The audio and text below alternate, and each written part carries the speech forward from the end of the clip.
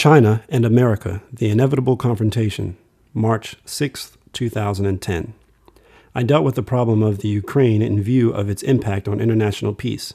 It is for the same reason that I deal with the problem of China and America. Mine is a small country that is concerned for international peace. Therefore, I try to the extent possible to make a contribution to the maintenance of international peace and security. A direct confrontation between major powers is harmful to all. However, regardless of the efforts of peace-loving leaders, the Chinese-American problem cannot be solved. I find it very alarming to have to say to the world that the Chinese-American problem does not lend itself to mediation or solution. It is an inevitable and unavoidable problem. All that is happening now is the preparation for direct confrontation or attempts to postpone it. But it is unavoidable.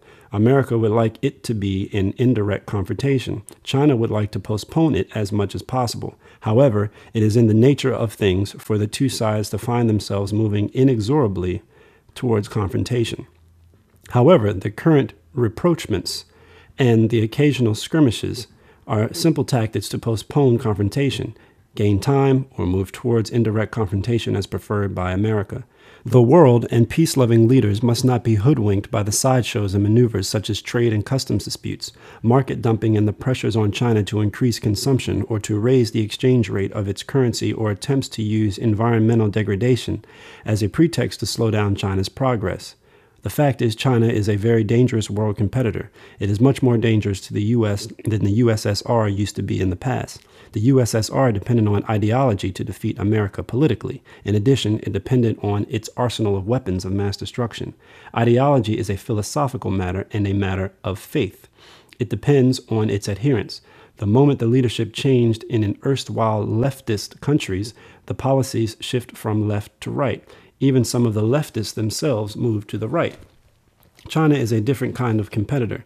It is a rising economic power, and America is unable to stop it. It has an unprecedented human wealth.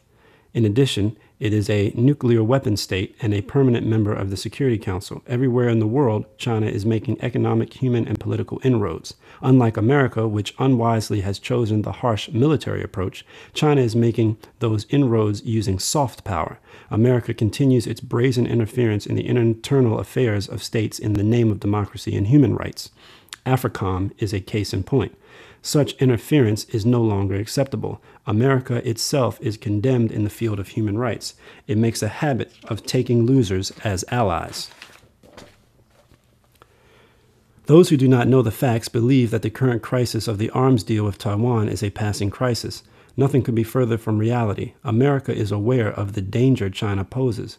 It knows that the next international confrontation will be with China. The new policy adopted by America is one of creating regional deterrence to China in order to make their confrontation an indirect one.